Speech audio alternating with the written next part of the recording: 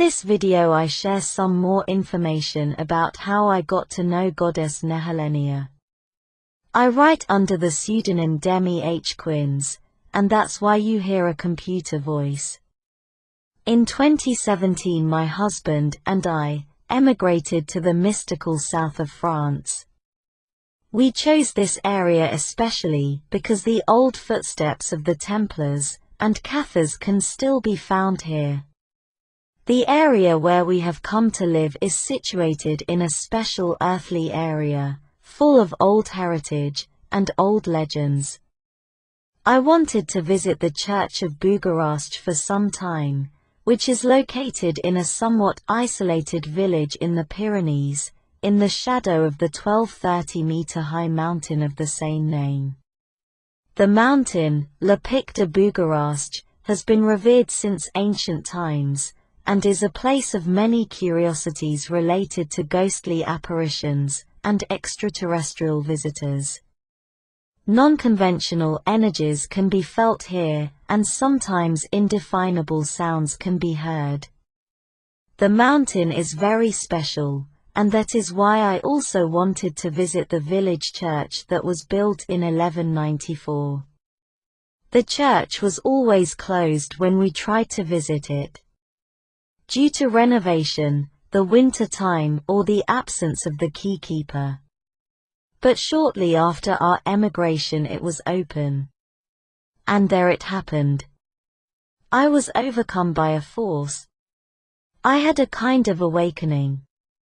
You can read more about what happened then in my book, which is currently only available in the Dutch language, but has been translated into English, and is waiting for an English publisher who is interested.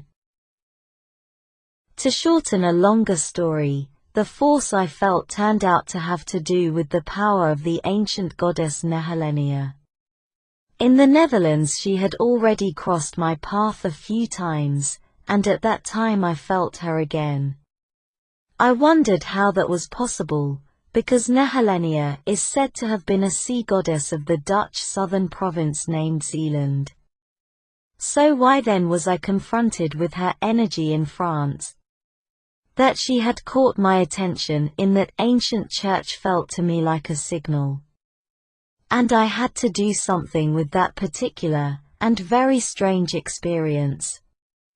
I started digging in many old archives, visited several places to do research, and found out that she was well known in France and venerated there in many places.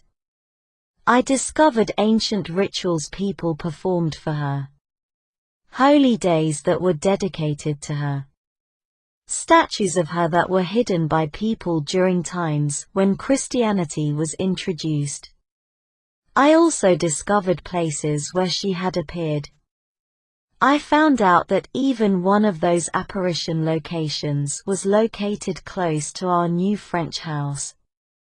And I continued digging, because if she had been so well known in the Netherlands as well as in France, then she had to be known in more countries.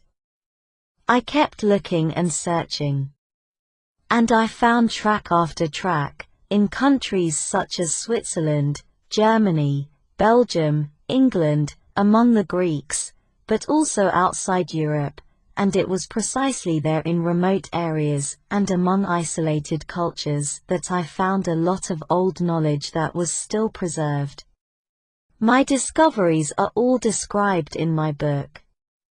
It is a large format book of 600 pages, which hopefully can also be read by English-speaking readers in the near future. By the way, I am still digging further and working on a second book, which is about the partner with whom goddess Nehelenia still works. He is the central focus point of attention in my future book, but she will come up again often, and will be again frequently discussed. I have made also a lot of new discoveries at this point.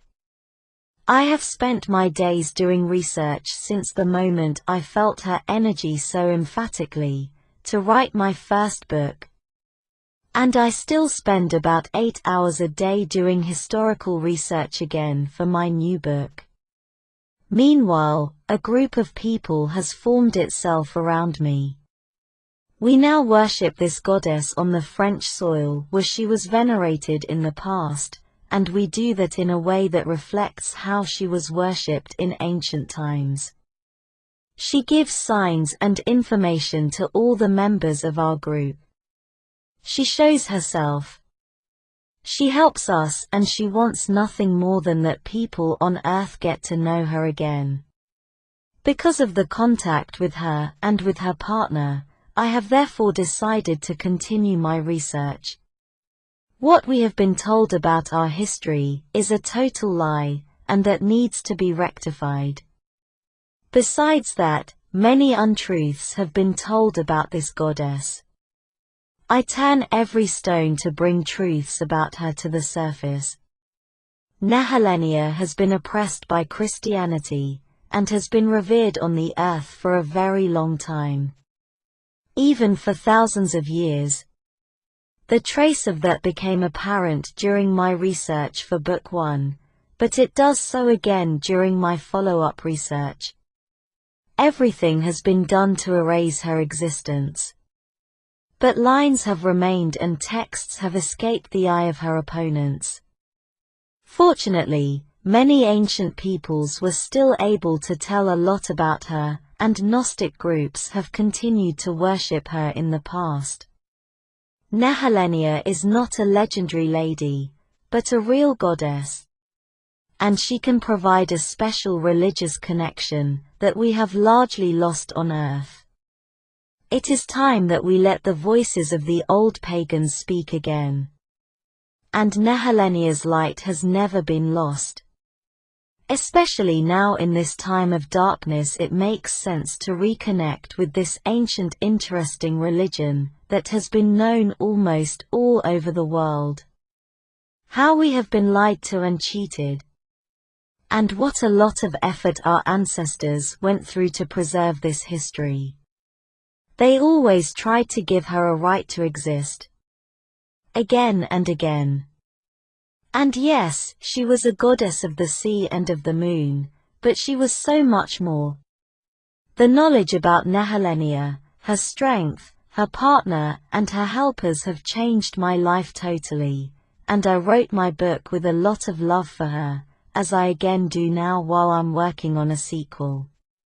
Thank you for your attention, and kind greetings from France. Demi H. Quins.